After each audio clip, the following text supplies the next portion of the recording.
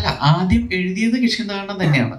കിഷ്കിന്ധാകണ്ഡം എഴുതി കഴിഞ്ഞിട്ട് അതിന്റെ ഷൂട്ടിംഗ് തുടങ്ങാൻ കുറച്ച് കാലതാമസം എടുക്കേണ്ടി വന്നു. അപ്പൊ അതിന്റെ ഡേറ്റ് എന്ന് ക്ലാരിറ്റി എന്നായിരിക്കും എന്നുള്ളതിനെ കുറിച്ചൊരു ക്ലാരിറ്റി കിട്ടാണ്ട് വന്നപ്പോൾ ഞാൻ വീട്ടിൽ പോസ്റ്റായി.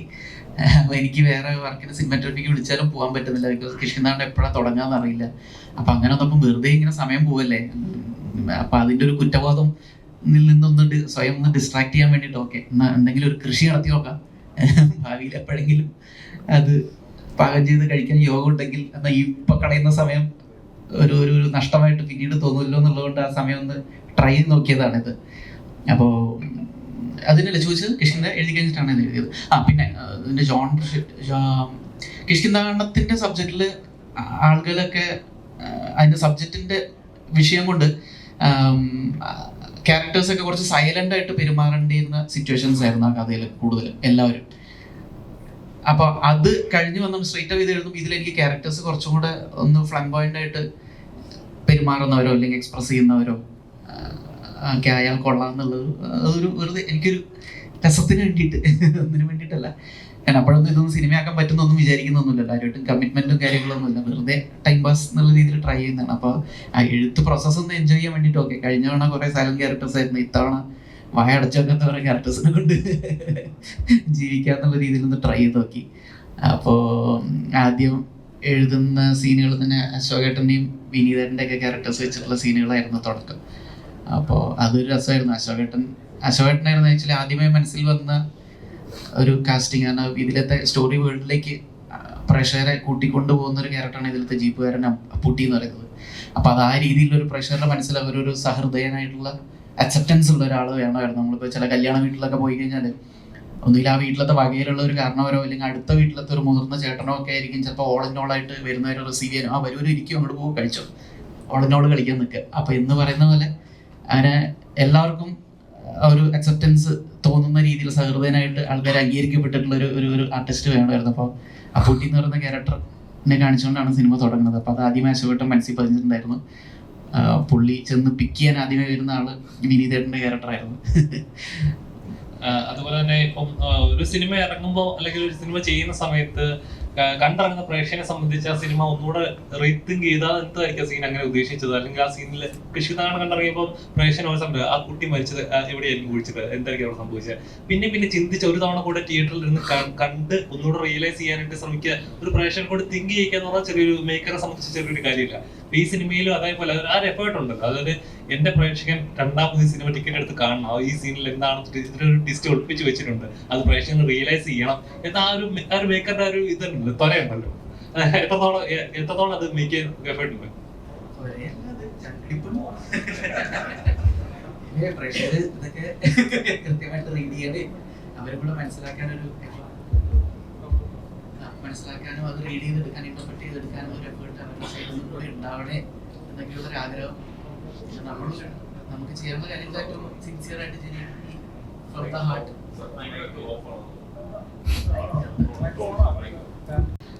അപ്പൊ പിന്നെ നമ്മൾ എത്രത്തോളം സിൻസിയർ ആയിട്ട് ജെന്യുവൻലി നമ്മളെ കൊണ്ട് ചെയ്യാൻ പറ്റുന്ന രീതിയിൽ എല്ലാ കാര്യങ്ങളും ചെയ്യുക. അപ്പോൾ പ്രേക്ഷകരും ആ ഒരു സിൻസിയറിറ്റി ഓൺ സ്ക്രീനിൽ ഫീൽ ചെയ്യുമായിരിക്കും. അപ്പോൾ ആ സിൻസിയറിറ്റി ഫീൽ ചെയ്യാൻ പറ്റുന്നതുകൊണ്ട് ഓക്കെ ഇവരെന്തോ സിൻസിയർ ആയിട്ട് ചെയ്യാൻ ശ്രമിച്ചിരിക്കുന്നു, അപ്പോൾ നമ്മുടെ സൈഡിൽ നിന്നും കൂടെ കുറച്ച് എഫേർട്ട് ഇട്ട് അത് ഇന്റർപ്രറ്റ് ചെയ്തെടുക്കാനും അതിലേക്ക് ഇൻവോൾവ് ആവാനും കൂടെ ശ്രമിക്കാം എന്നൊരു വോളണ്ടറി ആയിട്ടുള്ളൊരു താല്പര്യം പ്രേക്ഷകരുടെ ഭാഗത്തു നിന്നും കൂടി ഉണ്ടാവണേ എന്നുള്ളൊരു പ്രാർത്ഥനയും അങ്ങനെ ഒരു പ്രതീക്ഷയിലുമാണ് അതിനൊക്കെ ശ്രമിച്ചു നോക്കിയത്.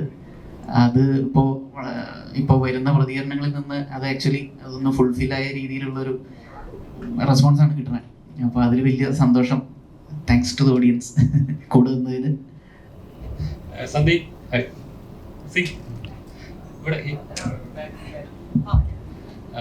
ബ്രോ, ചെയ്യുന്ന എല്ലാ സിനിമകളിലും നമ്മുടെ ക്യാരക്ടർ റെക്കഗ്നൈസ് ചെയ്യുക അല്ലെങ്കിൽ നമ്മളെ ആ ക്യാരക്ടറിൽ ആളുകൾ വിളിക്കുക, അത് കൊണ്ടാകുമ്പോൾ കരിയറിൽ ഏറ്റവും നല്ല ഗ്രാഫിലാണ് നിൽക്കുന്നത്. അപ്പോൾ ആ സമയത്ത് നമ്മൾ ചെയ്യുന്ന കഥാപാത്രങ്ങൾ എത്രത്തോളം പ്രേക്ഷകരിലേക്ക് എത്തണം, അല്ലെങ്കിൽ എത്രത്തോളം അഡ്വഞ്ചറീസ് ആവണം, അല്ലെങ്കിൽ എൻ്റെ കഥാപാത്രം ഇതേപോലെ പ്രേക്ഷകരിലേക്ക് ഓർക്കണം എന്ന് വിചാരിക്കുക ഓരോ ആർട്ടിസ്റ്റും ചെയ്യുന്നത്. അപ്പം അതേപോലെ റിസ്ക് എലമെന്റ്സ് ഉള്ളതും ഞാൻ റിസ്ക് എടുക്കണം എന്ന് വിചാരിച്ച് ചെയ്യുന്ന സിനിമകളുണ്ടാവും, അല്ലെങ്കിൽ കുറച്ച് റിസ്ക് ഇപ്പോൾ ഞാനിപ്പോൾ സേഫ് ആണ് അല്ലെങ്കിൽ റിസ്ക് കുറച്ചുള്ള കഥാപാത്രം മതി, ഇതേപോലത്തെ കഥാപാത്രങ്ങൾ പ്രേക്ഷകർ സ്വീകരിക്കും എന്ന സ്റ്റേജിൽ നിൽക്കുമ്പോൾ അപ്പോൾ ഇതിലെ ഇവർ പറഞ്ഞു വെച്ച് നോക്കുമ്പോൾ ഒരുപാട് റിസ്കുകൾ എടുത്തിട്ടുണ്ട് ഈ സിനിമയ്ക്ക് വേണ്ടിയിട്ട്. ഇത് വർത്താണ് എന്ന് തോന്നിയൊരു മൊമെന്റ് ആണ്. ഉറപ്പായും അത് ഇവരെന്നെ വിളിക്കുന്നത് തന്നെ ഞാൻ ആ സ്ക്രിപ്റ്റിനെ കേൾക്കാൻ പോകുന്നതിന് മുന്നേ, ഞാൻ വായിക്കുന്നതിന് മുന്നേ തന്നെ എൻ്റെ 50% എനിക്കിത് ചെയ്യണം എന്നുള്ള ആഗ്രഹത്തോടെ പോയൊരു ക്രൂ ആണ് ഇവര്. അപ്പം ചെന്നപ്പോൾ തന്നെ ഞാൻ എക്സൈറ്റഡ് ആയിരുന്നു, ചേട്ടാ വേഗം വായിക്കാം എന്നുള്ള ആ ഒരു ഇതിലാണ് ഞാൻ അങ്ങോട്ട് അപ്രോച്ച് ചെയ്തത്. അപ്പോൾ വായിച്ചു തുടങ്ങിയപ്പോൾ ഇതിപ്പം നിങ്ങൾ സിനിമ എത്ര പേരോട് കണ്ടു എന്ന് എനിക്കറിയില്ല ഇപ്പം, പക്ഷെ സിനിമ കാണുമ്പോൾ നമുക്കൊരു ബ്യൂട്ടി, അല്ലെങ്കിൽ എന്താ പറയാ ഈ ക്യാരക്ടറിന്റെ ഒരു ആർക്ക്, നായ്ക്കളുടെ രീതി, ഇതെല്ലാം ഭയങ്കര ക്ലാരിറ്റി ആയിട്ട് ബാഹുലേട്ടനെ എഴുതി വെച്ചിട്ടുണ്ട്. അത് നമുക്ക് വായിക്കുമ്പോൾ തന്നെ നമുക്ക് മറ്റേ മേക്കിങ്ങിൽ പിടിക്കാം എന്നുള്ള ഒരു പരിപാടിയല്ല, നമുക്ക് വായിക്കുമ്പോൾ തന്നെ കൃത്യമായി ഇതാണ് അവിടെ സംഭവിക്കാൻ പോകുന്നത് എന്നുള്ള കാര്യം നമ്മുടെ ഇമാജിനേഷനിൽ വരും. അതുകൊണ്ടാണ് ഷാഫിക്ക് നേരത്തെ പറഞ്ഞത്, ഇത് വായിച്ചു കഴിഞ്ഞപ്പോൾ ഇത് എങ്ങനെ നടപ്പിലാവും എന്നുള്ള കാര്യം വരെ നമുക്ക് ചിന്തിക്കേണ്ടിയിരിക്കുന്നു. ജസ്റ്റ് ഒരു കോൺസെപ്റ്റ് ആണ്, ഇങ്ങനെയൊക്കെ ആയിരിക്കും ഒരു സീൻ വരിക, ബാക്കി നമ്മൾ അപ്പം ചിന്തിക്കുന്നതാണെങ്കിൽ ആ സമയത്ത് എന്തൊക്കെയാണോ അവൈലബിലിറ്റി ആ സാഹചര്യത്തിൽ ഉണ്ടാവുക, ആ വണ്ടി അല്ലെങ്കിൽ എന്താണെങ്കിലും ആ സാഹചര്യത്തിൽ അനുസരിച്ച് നമ്മൾ ആ ഒരു സ്ക്രീൻ പ്ലേ അല്ലെങ്കിൽ ആ ഒരു സീൻ കുറച്ചും കൂടെ വലുപ്പമാവാം, അങ്ങനെ സംഭവിക്കാം.